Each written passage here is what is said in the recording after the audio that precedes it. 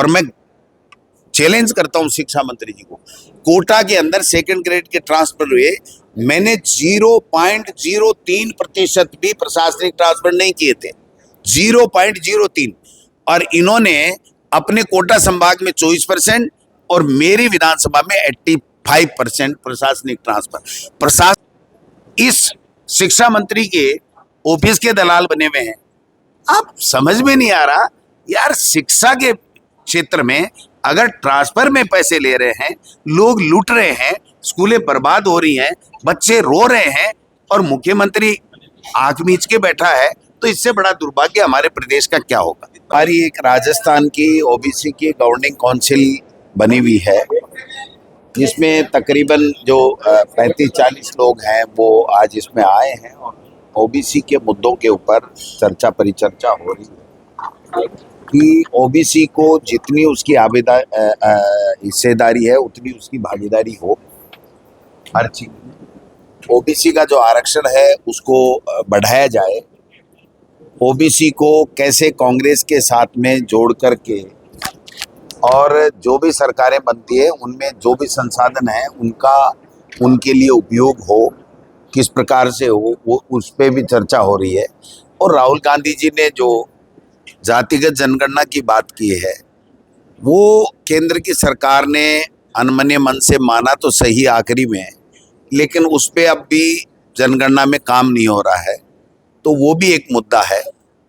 बाकी अपनी अपनी जो भी ओबीसी की समस्याएं हैं, सब लोगों को जोड़ करके कैसे संगठित करके कांग्रेस पार्टी की विचारधारा को, कांग्रेस पार्टी को आगे बढ़ाया जाए। कांग्रेस पार्टी के चाहे चुनाव हो, संगठन हो, उनमें उनकी किस प्रकार से सबकी भागीदारी सुनिश्चित की जाए, ये सारी चीज़ें हम लोग बैठ कर के कर रहे हैं। और आखिरी में जो भी निर्णय पारित होंगे उनसे आपको सबको अवगत कराया जाए। कह रहा हूँ कि हाई कोर्ट भी आजकल कथनी और करनी में फर्क करने लग गया। ये कितनी बार कहेगा हाई कोर्ट? हाई कोर्ट में पहले भी कंटेम्प्ट लगा है और उस कंटेम्प्ट में फिर समय दे दिया। आज फिर कंटेम्प्ट लगा 31 जुलाई की जब बात आई कि नहीं कराएंगे, तो फिर ये इस तरीके की बातें करते हैं। तो मैं तो हाई कोर्ट से कहना चाहता हूं कि आप न्याय कीजिए। अगर ये चुनाव नहीं करा रहे हैं तो उनके खिलाफ स्ट्रक्चर पारित करके 1-2 को जेल के सलाखों में डालिए ना। आपका इकबाल तो बुलंद रहना चाहिए, कानून और संविधान से ऊपर कोई है क्या?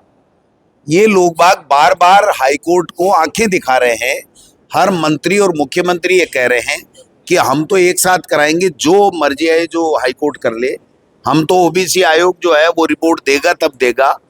और ओबीसी आयोग इन्होंने बनाया, लेट बनाया, ओबीसी आयोग को संसाधन नहीं दिए, उसको बुला करके सीएमआर के अंदर ये कहा गया कि आपको जल्दीबाजी करने की आवश्यकता नहीं है, हमको अभी चुनाव नहीं कराना है, क्योंकि हमारे पास दिल्ली से पर्ची आई है कि दिसंबर से पहले किसी हालत में पंचायत राज के चुनाव नहीं होने चाहिए और अक्टूबर से पहले नगर निकाय के चुनाव नहीं होने चाहिए, क्योंकि हमारी हालत इनकी पतली है। राजस्थान के अंदर जो भारतीय जनता पार्टी की सरकार है उससे हर वर्ग त्रस्त है, कोई काम नहीं हो रहा है, चाहे वो बेरोजगार की बात हो, नौजवान की बात हो, बिजली की बात हो, पानी की हो, सड़क की हो, अपराध की हो, हर चीज में वो फेल है। तो मैं समझता हूं कि अब हाईकोर्ट कब जगेगा, अपना इकबाल कब कायम करेगा, मेरे समझ से परे है। हाईकोर्ट अगर इसके ऊपर कोई स्ट्रक्चर पारित करके और कुछ करे तब तो समझ में आता है। आप देखना 2 दिन बाद में क्या निर्णय आता है, आज क्या बातें हो रही हैं। तो जो ऑफ द रिकॉर्ड कुछ बातें करके और लोगों को एक तरीके से आस जगाना और फिर उस तरीके का निर्णय नहीं आना, ये भी हमारे लिए एक बहुत बड़ी समस्या आज की तारीख में बना हुआ है। साहब, शिक्षा विभाग का तो बंटा बेड़ा गर्क कर दिया इस आदमी ने, बंटा ढार हो गया। आप बताइए, एक टीचर को एक स्कूल से उठा करके उसी स्कूल में दिया जा रहा है, ये क्या है? इसका खेल समझ में आया आपके कोई? ऐसे सैकड़ों उदाहरण है। वो क्यों हुए? टीचर को ट्रांसफर करने के लिए लिस्ट में नाम डाल दिया, आखिरी में उसने पैसा दे दिया, तो पैसा लेने के बाद में कोई आदमी ट्रांसफर कर कैसे सकता है? तो उसको उसी स्कूल में दिखा दिया।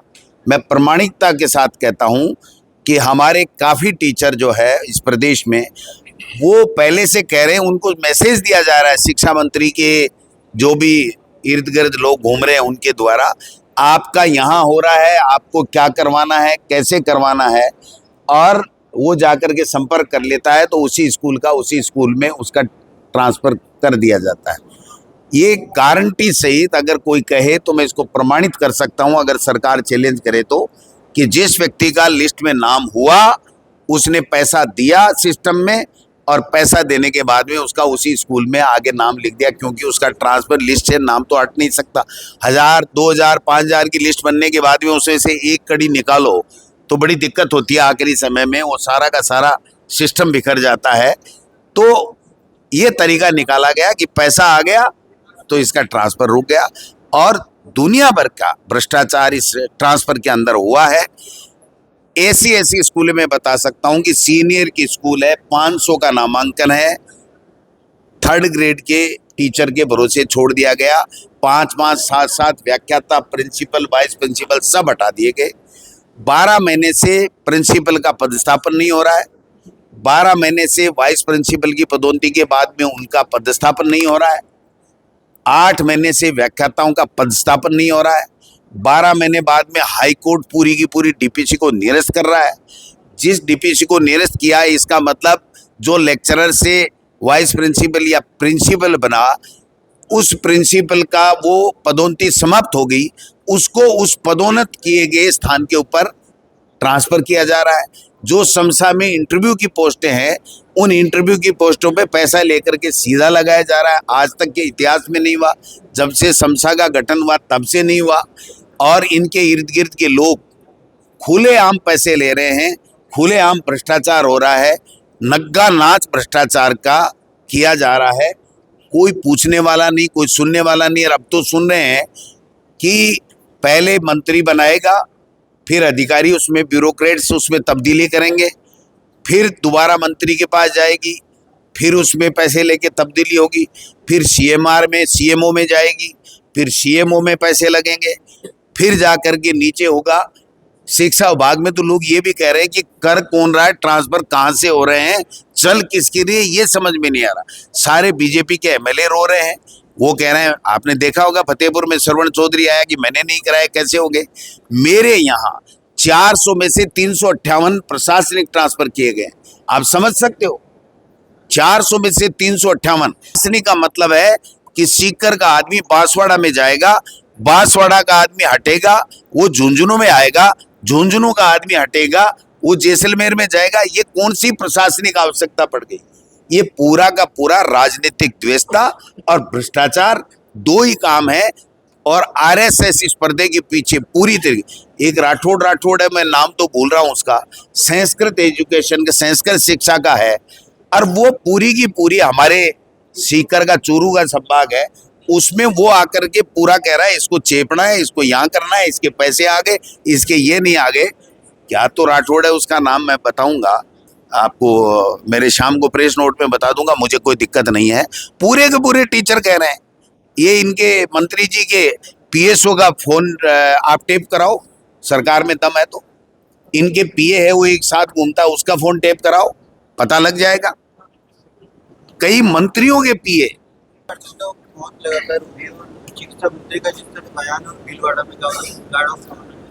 आप कोटा में प्रसूताओं की मौत हुई, जोधपुर में प्रसूताओं की मौत हुई, आप देखिए बीकानेर में प्रसूताओं की मौत हुई, भीलवाड़ा में हुई, बांसवाड़ा में हुई, और मंत्री या तो गए नहीं, गए तो हिस्सी ठिठोली करके और कहा कि वो नाचने गाते आती हैं क्या, बीमार आएगी तो मरेगी। मैं आज नहीं बता सकता, मैं वहाँ नहीं बता सकता। आज से 6 महीने पहले जब प्रसूताओं की मौत हुई थी, उसकी रिपोर्ट भी मंत्री जी ने आज तक नहीं दी। और कोई मतलब नहीं है इनको, ये लूटने के लिए आए हैं। जैसे गजनवी आया था वैसे लुटेरे हैं और लूट करके ले जाएंगे। और एक सबसे बड़ा राजस्थान का दुर्भाग्य ये है कि आज वर्तमान में इस तबादला उद्योग में जिस आरएसएस ने एक वोट नहीं लिया, भारतीय जनता पार्टी के बैनर के कमल के फूल पे जो लोग वोट लेकर के आए, आज कमल के फूल वाले भी रो रहे हैं। आरएसएस ने तांडव नृत्य मचा रखा है, पैसे ले लेकर के पूरा का पूरा आरएसएस यहाँ भ्रष्टाचार पनपा रहा है और उद्योग चला रहा है। ट्रांसफर का। इससे बड़ा दुर्भाग्य इस प्रदेश का कुछ नहीं हो सकता।